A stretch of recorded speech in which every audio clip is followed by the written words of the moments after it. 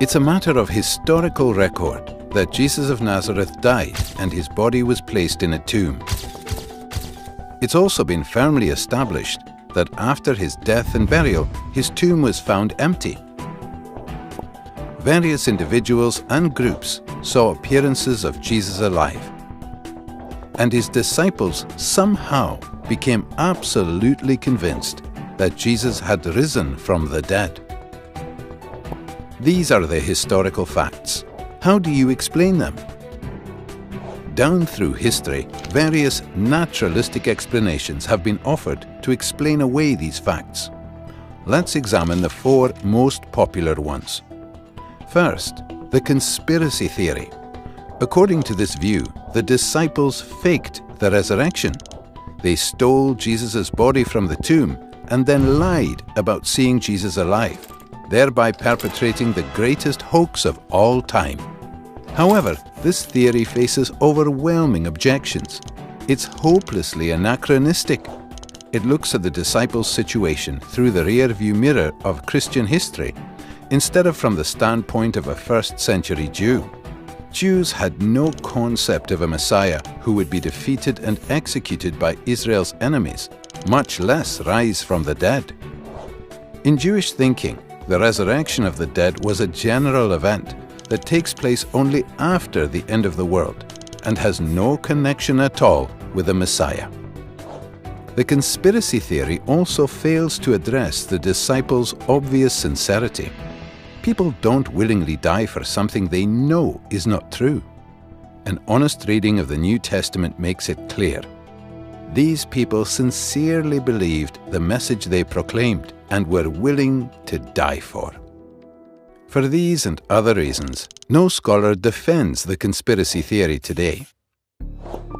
A second attempt to explain the facts is the apparent death theory. Jesus didn't really die. He revived in the tomb, somehow escaped, and managed to convince his disciples he was risen from the dead. This theory also faces insurmountable obstacles. First, it's medically impossible. The Roman executioners were professionals. They knew what they were doing and made sure their victims were dead before taken down. Moreover, Jesus was tortured so extensively that even if he was taken down alive, he would have died in the sealed tomb. Second, this theory is wildly implausible.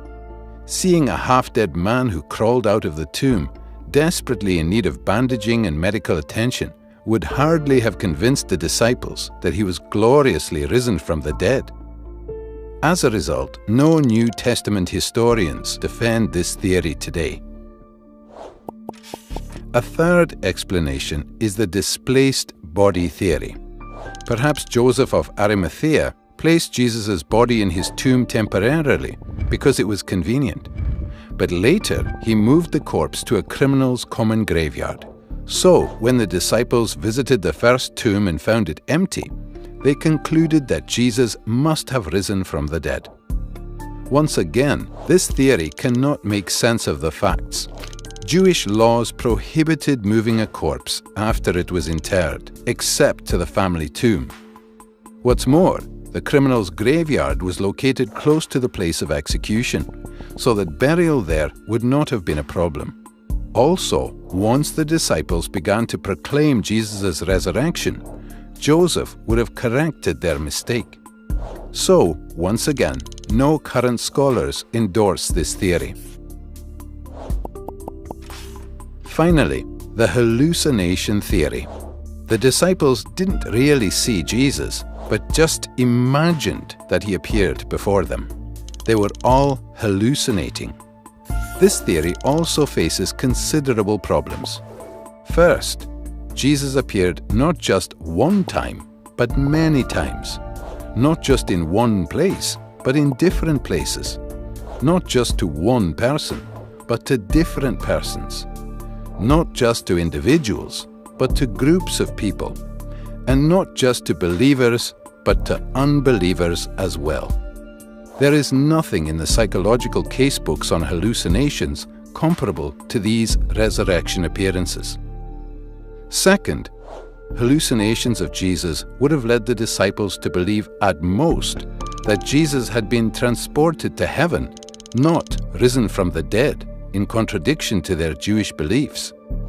Moreover, in the ancient world, visions of the deceased were not evidence that the person was alive, but evidence that he was dead and had moved on to the afterworld.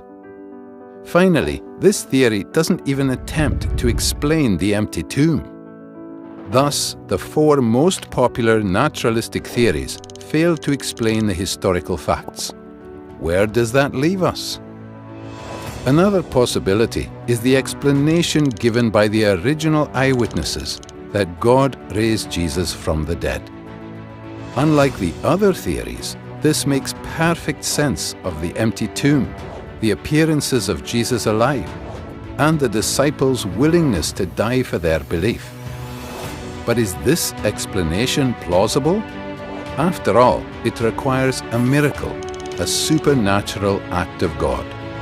Think about it. If it's even possible that God exists, then miracles are possible, and this explanation cannot be ruled out.